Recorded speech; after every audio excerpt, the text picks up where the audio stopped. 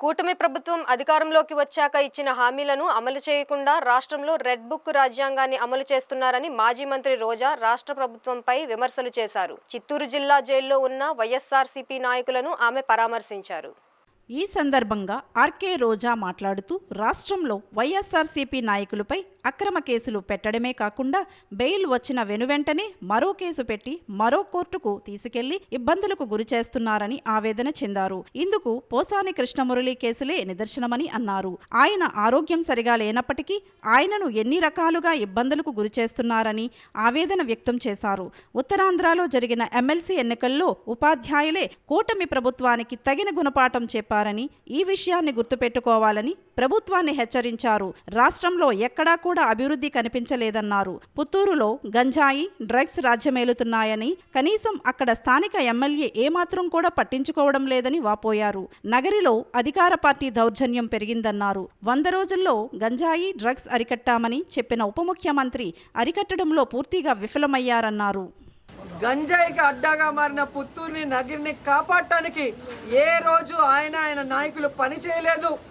ఈరోజు ఎంతో నమ్మకంతో తల్లిదండ్రులు తమ పిల్లల్ని పుత్తూరు నగిరి కాలేజీలకు పంపిస్తే వాళ్ళు అక్కడ హాస్టల్లో ఉండి చదువుకుంటున్న వాళ్ళకి గంజాయి, డ్రగ్స్ అందుబాటులో తీసుకొచ్చి ఆ పిల్లల జీవితాలు నాశనం చేస్తుంటే నగిరి రూరల్ ఎంకొత్తూరు హై స్కూల్లో పిల్లలు గంజాయి తాగి హెడ్ మాస్టర్ కాలర్ పట్టుకోవడం, ఆడపిల్లల్ని గిచ్చి ఏడిపించడం, టీచర్లని బూతులు తిట్టారని పెద్ద ధర్నా జరిగిన విషయం కూడా మీరందరూ కూడా గమనించుంటారు.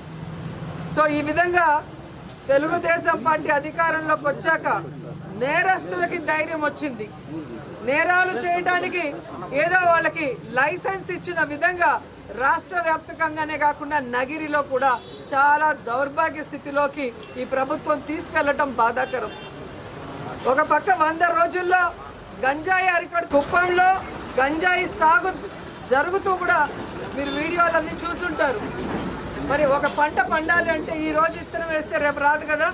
మరి అంత సాగు జరుగుతూ ఉంటే ముఖ్యమంత్రి సొంత కాన్స్టిట్యున్సీలో చంద్రబాబు నాయుడు గారు నిద్రపోతున్నారని అడుగుతున్నారు.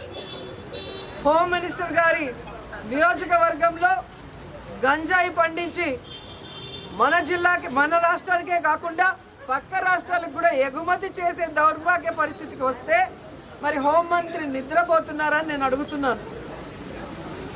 సో ఇప్పటికైనా కళ్ళు తెరిచి ఈ కూటమి ప్రభుత్వం ఈ అరాచకాలకి ఫుల్ స్టాప్ పెట్టండి. ఈ గంజాయికి, డ్రగ్స్కి, ఈ మధ్య బెల్ట్ షాపులకి ఫుల్ స్టాప్ పెట్టండి.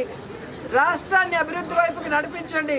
రాష్ట్ర ప్రజలకి ఇచ్చిన వెల్ఫేర్స్ ఏవైతే మీరు మేనిఫెస్టోలో అవన్నీ కూడా ఫుల్ఫిల్ చేయండి.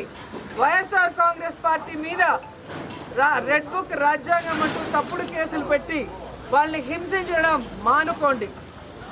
లేదంటే మీరు సెంటీమీటర్ చేస్తే మేము కిలోమీటర్ చేస్తాం. రాబోయేది జగనన్న ప్రభుత్వమే. ఎవరెవరు తోకలూపుతున్నారో, ఎవరెవరు తప్పులు చేస్తున్నారో ఎవరిని కూడా వదిలిపెట్టమని హెచ్చరిస్తున్నాం.